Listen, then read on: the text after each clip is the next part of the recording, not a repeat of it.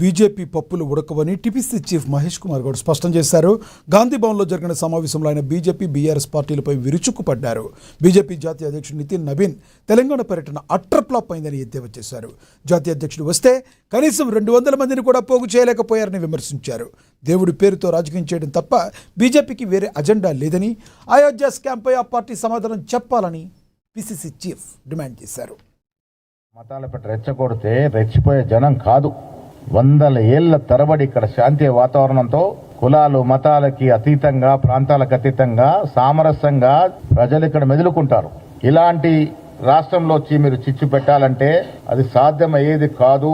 West బెంగాల్లో మేము మోసం చేసి గెలిచామని చెప్పకనే చెప్పాడు ఆయన.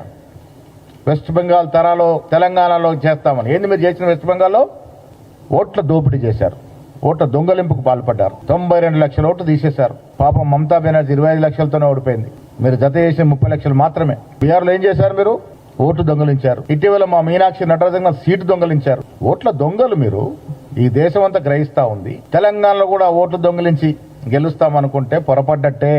తెలంగాణ ప్రజలు విఘ్నులు. ఎస్ఐఆర్ అనేది ఓట్లు జత చేసే కార్యక్రమం. 2002లో లింగ్డో గారు ఉన్నప్పుడు అర్హతగలిగిన ప్రతి పౌరుడు ఓటు జత చేయాలని తపనతో చేశారు.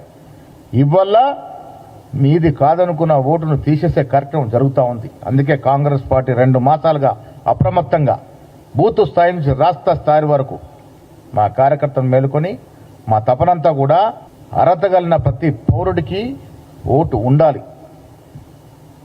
పేదవాడి జీవితం, పేదవాడికి అందే సంక్షేమం, ఇవన్నీ కూడా ఓటు చుట్టూ తిరుగుతాయి. ప్రజాస్వామ్యంలో ఓటు అనేది ఒక పెద్ద ప్రామాణికమైనటువంటి అంశం. దాన్ని కాపాడే ప్రయత్నం కాంగ్రెస్ పార్టీ ప్రతి బూత్లోనూ చేస్తూ ఉంది. మీరు ఓట్ల దొంగిలింపు కార్యక్రమానికి తెలంగాణలో పాల్గొన